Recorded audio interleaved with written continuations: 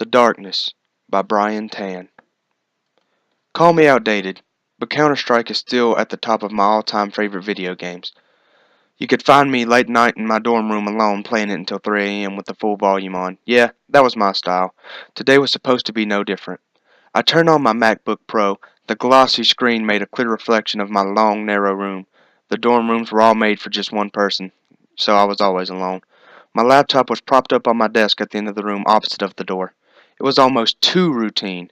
After a long, boring day of classes, I'd go back to my room at about 10 p.m.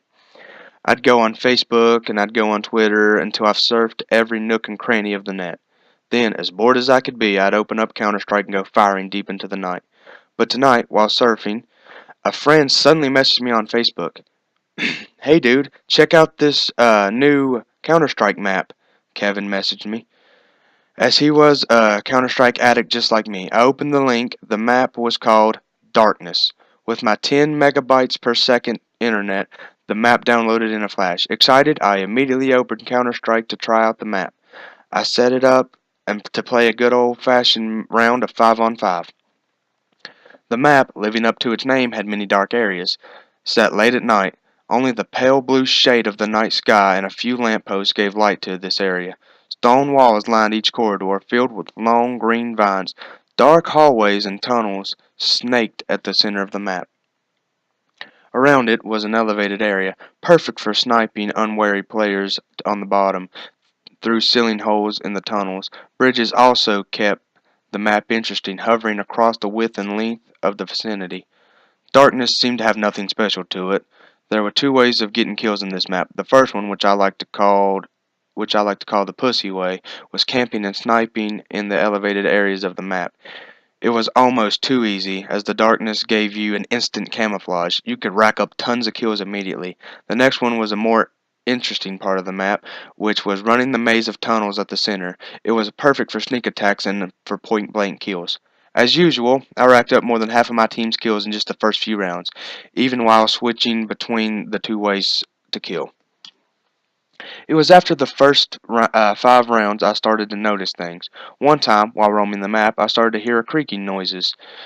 They were nothing like the usual sound effects I'd hear in the Counter-Strike map. Some players' footsteps also started to sound different. Instead of the usual thud of military-grade shoes, a metallic clink and clank would be heard, even when no players seemed to be in the immediate area. And then I started to notice an extra character in the map.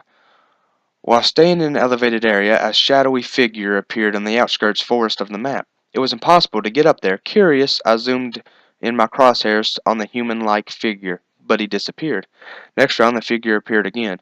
This time, he was only a few paces away, so I was able to get a better look at him. He wore a brown overcoat extending to the knees, fully buttoned up. A matching pair of brown slacks completed his outdated fashion statement. The only thing more puzzling than the man's clothing was the face that rose above it. He had dark, round eyes with an empty stare straight at me. A sinister smile accompanied it, but the man didn't have any lips. A gray, faded complexion covered the rest of the mystery man's face. Just like any other opposing character, I guess. I fired at the guy. Bullet after bullet aimed straight at him. 6-foot body, all seemed it had no effect. Before I could try other ways to kill him, another player killed me. Wow! This map has something special after all, an extra character, almost impossible to kill. A sense of excitement hit me like never before, like I had just opened the game. I spent pretty much all the remaining rounds trying to find the character and kill him, even if it meant lowering my kill-death ratio. I noticed that the man only appeared in dark spaces randomly across the map. Many times the man would toy with me. When I tried to run at him, he would stand still, but no distance would be made up.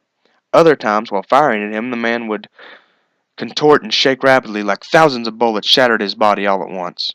But one thing remained. I could never kill him. It must have been an hour or two already, and I was starting to get sleepy. Trying to kill the mystery man was now a boring, futile effort. It was great fun while it lasted, so I closed the application, shutting down in 3, 2, 1, and my MacBook screen shut off. But something remained on the screen. The same shadowy figure wearing brown was still on the right-hand corner. What was my MacBook glitching now?